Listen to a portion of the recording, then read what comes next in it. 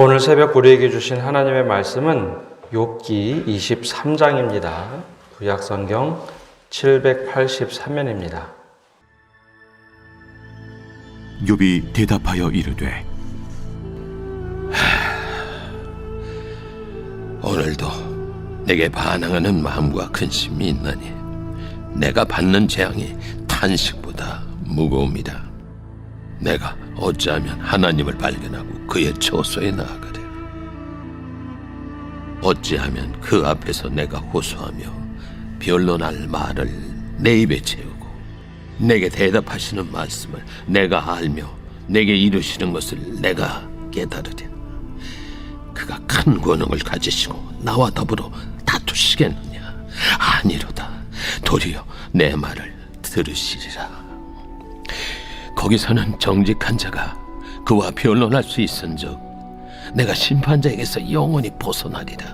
그런데 내가 앞으로 가도 그가 아니 계시고 뒤로 가도 보이지 아니하며 그가 왼쪽에서 일하시나 내가 만날 수 없고 그가 오른쪽으로 돌이키시나 배울 수 없구나. 그러나 내가 가는 길을 그가 아시나니 그가 나를 단련하신 후에는 내가 순금같이 되어 나오리라. 내 발이 그의 걸음을 바로 따랐으며 내가 그의 길을 지켜 치우치지 아니하였고 내가 그의 입술의 명령을 어기지 아니하고 청한 음식보다 그의 입의 말씀을 귀히 여겼도다. 그는 뜻이 일정하시니 누가 능히 돌이키랴. 그의 마음에 하고자 하시는 것이면 그것을 행하시나니 그런즉 내게 작정하신 것을 이루실 것이라. 이런 일이 그에게 많이 있느니라. 그러므로 내가 그 앞에서 떨며 지각을 얻어 그를 두려워하리라. 하나님이 나의 마음을 약하게 하시며 전능자가 나를 두렵게 하셨나니 이는 내가 두려워하는 것이 어둠 때문이나 흑암이 내 얼굴을 가렸기 때문이 아니로다. 오늘 새벽에도 주님의 은혜와 평강이 함께하기를 축복합니다. 명절 잘 보내셨습니까? 예. 오늘 또 이제 23장의 말씀 보고자 합니다. 고통의 문제를 다루고 있다 보니 말씀이 좀 무겁습니다. 욥의 세 친구들이 처음에 와서 욥을 위로하려고 했으나 욥의 세 친구들 엘리바스, 빌닷, 소발이라는 친구들은 지혜자라고 불렸던 이들로 하나님 경외하는 지혜자였습니다. 근데 문제는 처음에 욥을 위로하기 하러 오긴 왔으나 자신들이 가지고 있는 신앙관 틀로만 이해를 하고 말을 했습니다. 이 현상적으로 나타나는 것, 즉 욥이 고통당하는 것, 또 고난당하는 것을 보니 분명히 죄가 있음이 틀림없구나 하면서 욥을 막 추궁을 합니다. 죄 지었으니까 빨리 회개해라. 욥은 그 말을 듣고 굉장히 불편하고 거북했습니다. 나는 그런 죄 지은 적이 없는데. 항변을 하자 두 번째 친구들이 또 이런 얘기를 합니다. 처음에는 네 고통받는 것을 보니 회개해야 되겠다라고 했지만 두 번째는 그렇게 네가 마음을 독하게 하고 완악하게 하는 거 보니 너는 죄를 지은 악인이 맞구나라는 겁니다. 그래서 두 번째 친구들의 이야기의 대부분 이 말씀들은 악인들이 왜 죽어가는지, 그리고 악인들이 얼마나 고통당하면서 하나님께서 심판하는지, 바람에 나는 겨처럼 너도 사라질 것이다 라는 그런 저주의 말을 막 퍼붓습니다. 그러면서 점점 좀 강도가 세지는데 마치 욥이 필요 없는 존재처럼 이야기를 합니다. 욥이 그 이야기를 다 듣고 나서 계속해서 항변을 합니다. 엘리바스가 말하면 항변을 하고 빌닷이 말하면 항변하고 소발에게 변호를 하죠. 그리고 그제 말씀 22장에 보면 세 번째 라운드가 시작이 됩니다. 이제 엘리바스가 또 이야기를 하죠. 엘리바스 이야기에는 내 삶을 이렇게 들여다보니 악이 너무나 가득하고 너는 쓸모없는 존재구나.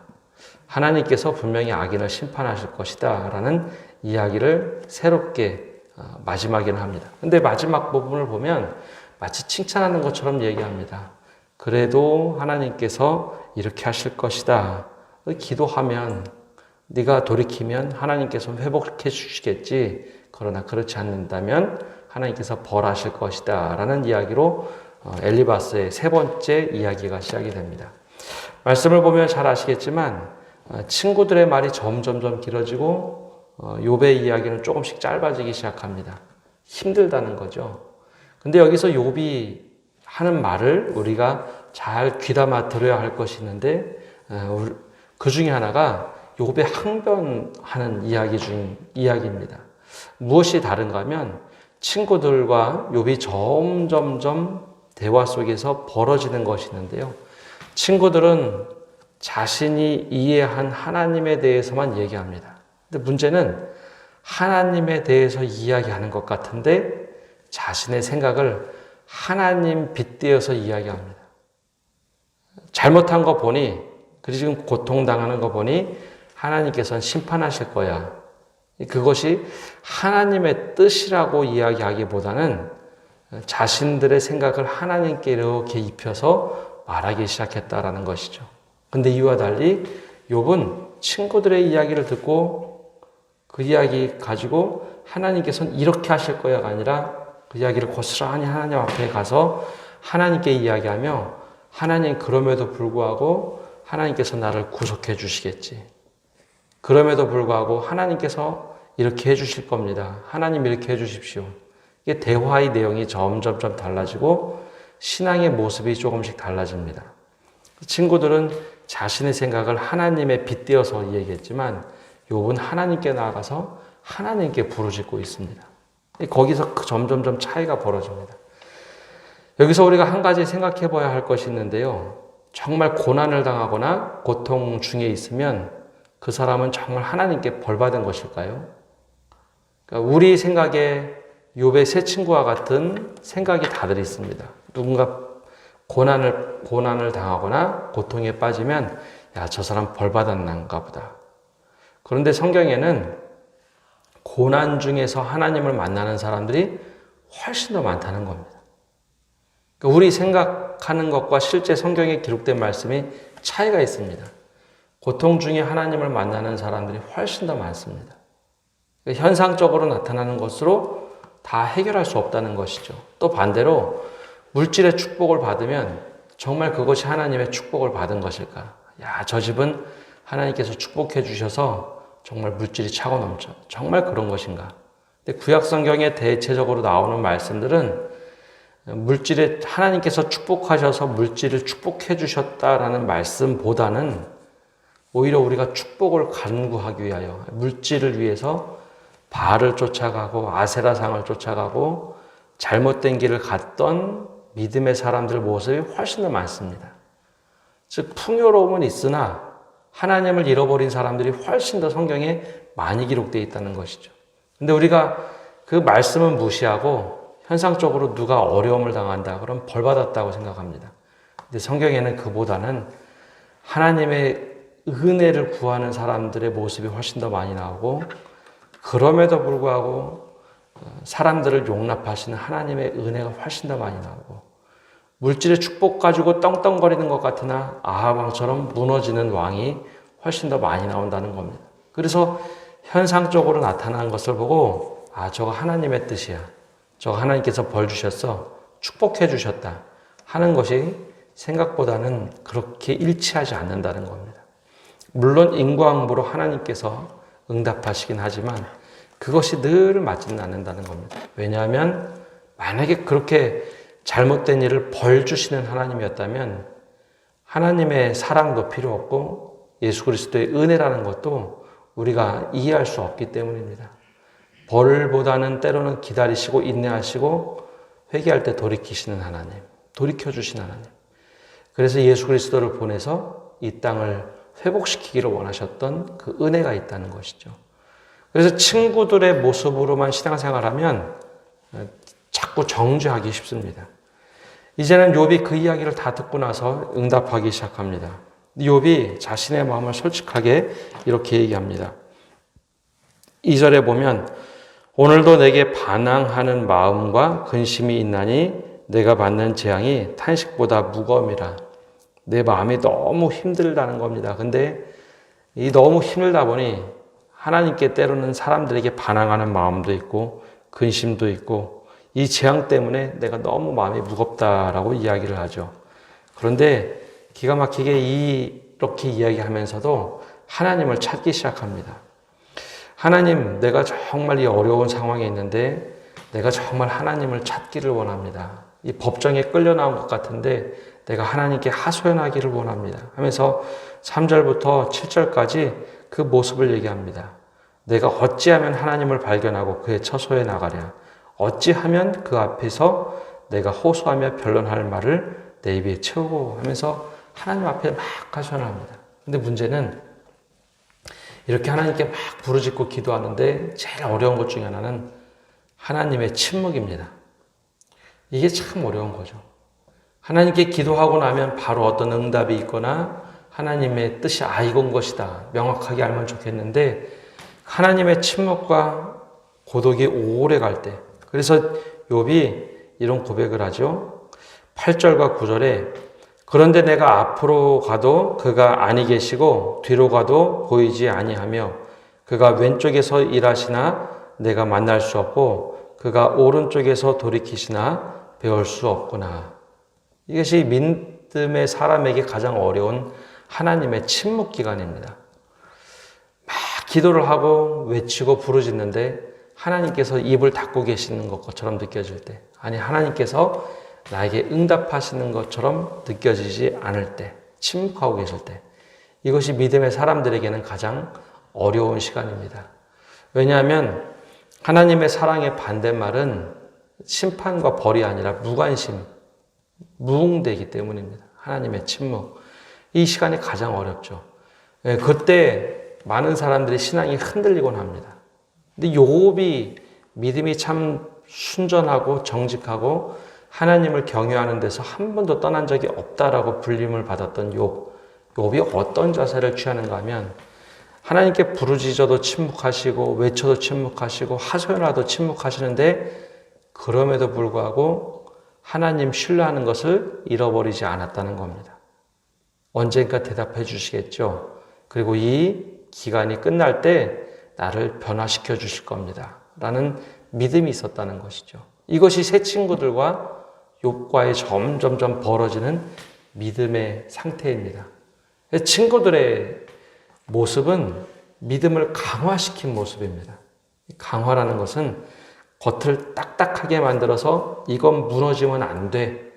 하나님은 이렇게 이해하는 게 맞다라고 자신의 틀을 똘똘똘 뭉쳐서 바꾸지 않으려는 모습이었습니다.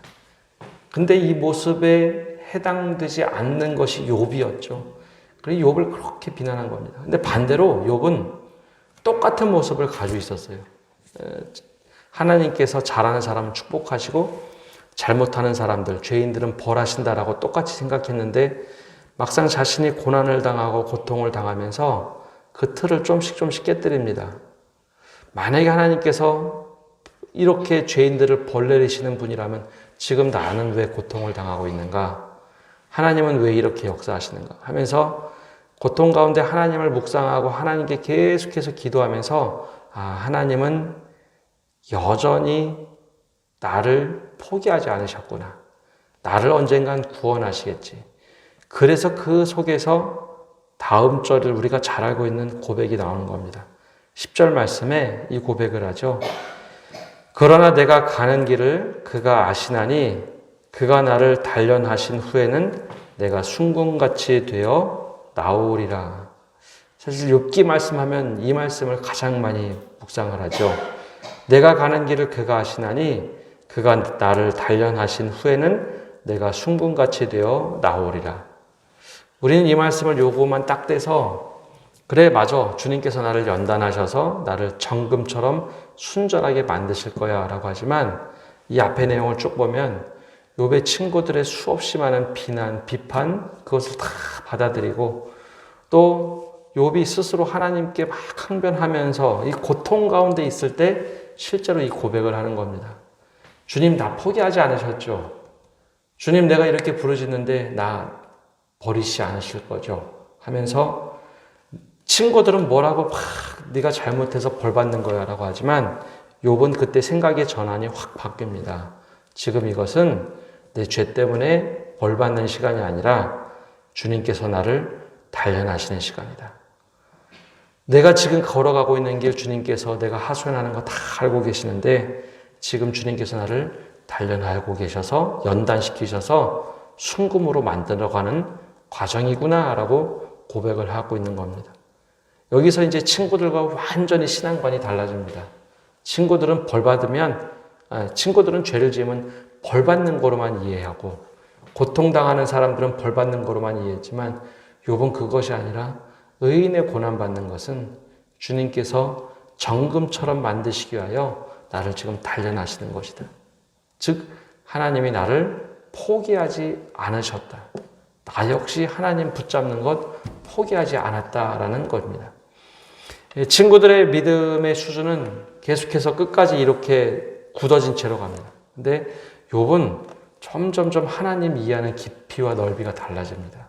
하나님 나 포기하지 않고 나를 연단시키시는군요. 그래서 지금 내가 이렇게 고통받고 힘든 것에서 속상한 것은 내가 다른 것 때문이 아니라 하나님의 침묵 때문인데 언젠가 이 침묵을 통해서 하나님께서 응답하시겠지. 그리고 나를 단련하실 것이다 라고 고백을 합니다. 15세기에서 16세기 걸쳐서 십자가의 성 요한이라는 영성가가 있었습니다. 그가 쓴 책 중에 어두운 밤이라는 책이 있습니다. 어두운 밤. 그 어두운 밤이 어떤 의미를 지니고 있냐면 원래 이 사람이 열심히 개혁운동을 하려고 하는데 주변에 있던 모든 사람들이 그를 박해를 합니다. 그래서 그가 감옥에 갇혀서 오랫동안 예수 그리스도에 대한 묵상을 하죠. 그러고 나서 쓴 글들인데요. 반드시 새벽은 오지만 새벽이 오기 전에 가장 어두움이 짙은 침묵의 시간, 어두움의 밤이 있다는 겁니다. 그래서 새벽을 기다리는 모든 이들은 새벽을 기다리며 그 밝은 빛을 기대하지만 하나님의 시간 속에서는 반드시 어두움의 밤이라는 시간을 통해서 믿음을 성숙시킨다는 겁니다. 마치 지금 새벽 기도하는 이 시간이 가장 어두운 밤이라고 하죠. 달빛도 사라지고 해가 뜨기 바로 전의 시간.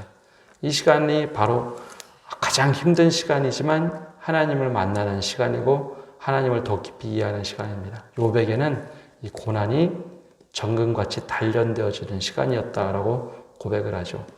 혹시 우리가 어려움 가운데 있다면 바로 이 시간이 하나님께서 단련하는 시간입니다.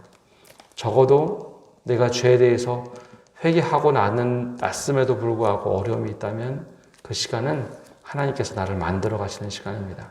그렇게 믿음을 가질 때 하나님께서 우리를 시편 23편처럼 사망의 음침한 골짜기로 다닐지라도 해를 두려워하지 않을 것은 주께서 나와 함께 하시는 그 은혜를 맛보는 시간이 될 겁니다.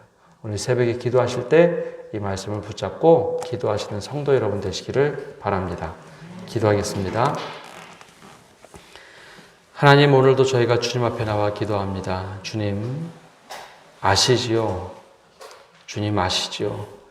때로는 고난당하고 고통받는 가운데 있을 때 이 시간 우리가 어쩔 줄을 모를 때 주님께서 우리를 만져가시는 시간임을 고백합니다.